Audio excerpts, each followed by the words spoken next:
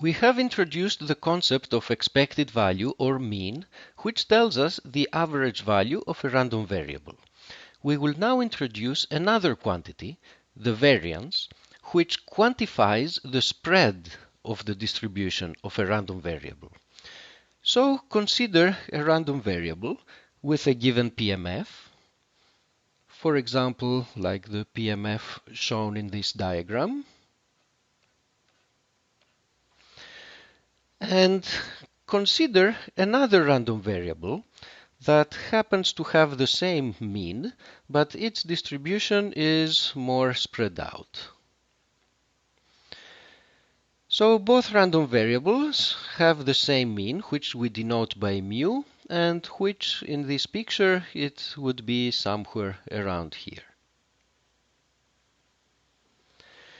However, the second PMF, the blue PMF, has typical outcomes that tend to have a larger distance from the mean. By distance from the mean, what we mean is that if the result of the random variable, its numerical value, happens to be, let's say, for example, this one, then this quantity here is x minus mu is the distance from the mean. How far away the outcome of the random variable happens to be from the mean of that random variable. Of course, the distance from the mean is a random quantity. It is a random variable. Its value is determined once we know the outcome of the experiment and the value of the random variable. What can we say about the distance from the mean? Let us calculate its average or expected value. The expected value of the distance from the mean, which is this quantity, using linearity of expectations is equal to the expected value of x minus the constant mu, but the expected value is by definition equal to mu, and so we obtain 0. So we see that the average value of the distance from the mean is always 0, and so it is uninformative. What we really want is the average absolute value of the distance from the mean, or something with this flavor. Mathematically, it turns out that the average of the squared distance from the mean is a better behaved mathematical object, and this is the quantity that we will consider. It has a name. It is called the variance, and it is defined as the expected value of the squared distance from the mean. The first thing to note is that the variance is always non-negative. This is because it is the expected value of non-negative quantities. How exactly do we compute the variance? The squared distance from the mean is really a function of the random variable x. So it is a function of the form g of x, where g is a particular function defined this way.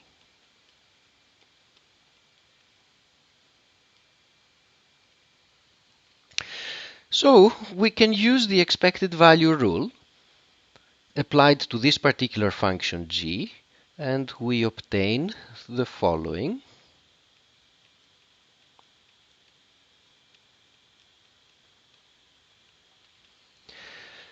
So what we have to do is to go over all numerical values of the random variable x. For each one, calculate its squared distance from the mean and weigh that quantity according to the corresponding probability of that particular numerical value. One final comment. The variance is a bit hard to interpret because it is in the wrong units. If capital X corresponds to meters, then the variance has units of meters squared. A more intuitive quantity is the square root of the variance, which is called the standard deviation. It has the same units as the random variable and captures the width of the distribution. Let us now take a quick look at some of the properties of the variance. We know that expectations have a linearity property. Is this the case for the variance as well? Not quite. Instead, we have this relation for the variance of a linear function of a random variable. Let us see why it is true. We use the shorthand notation mu for the expected value of x. We will proceed one step at a time and first consider what happens to the variance if we add a constant to a random variable.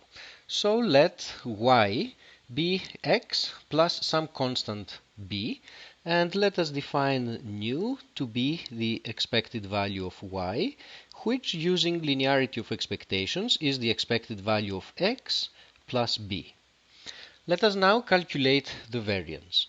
By definition, the variance of y is the expected value of the distance squared of y from its mean. Now we substitute, because in this case y is equal to x plus b, whereas the mean nu is mu plus b.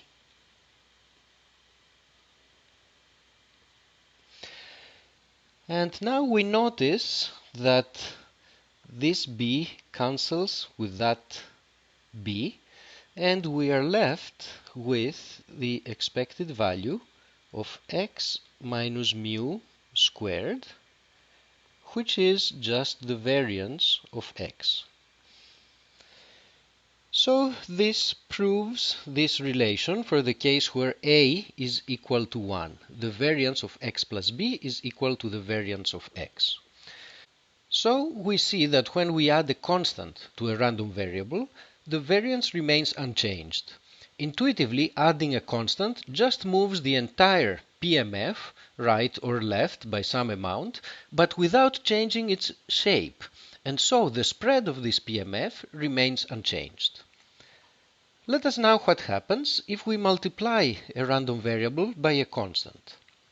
Let again nu be the expected value of y, and so in this case by linearity this is equal to a times the expected value of x, so it is a times mu.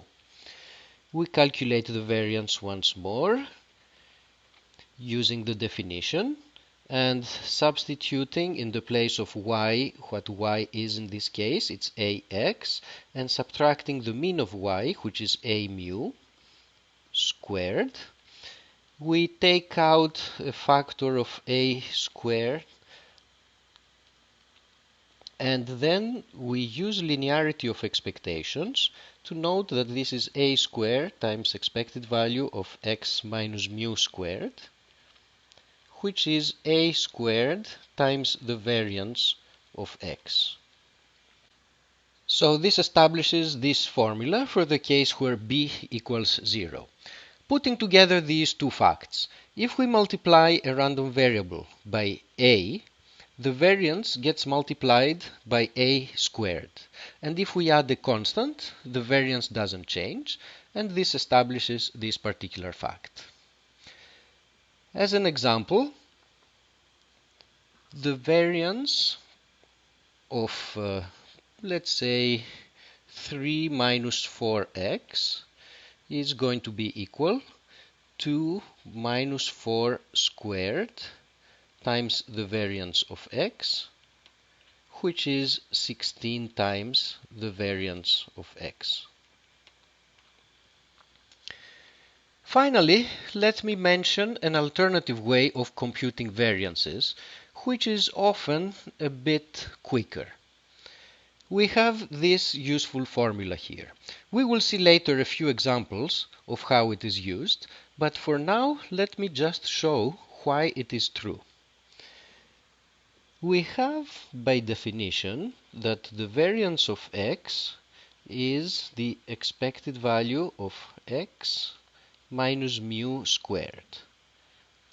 Now, let us rewrite what is inside the expectation by just expanding this square, which is 2 minus mu x plus mu squared.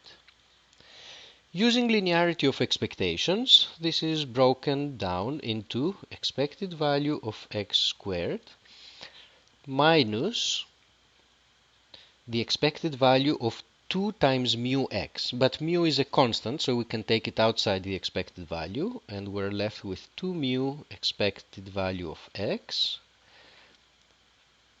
plus mu squared. But remember that mu is just the same as the expected value of x. So what we have here is twice the expected value of x squared plus the expected value of x squared, and that leaves us just a minus the expected value of x squared.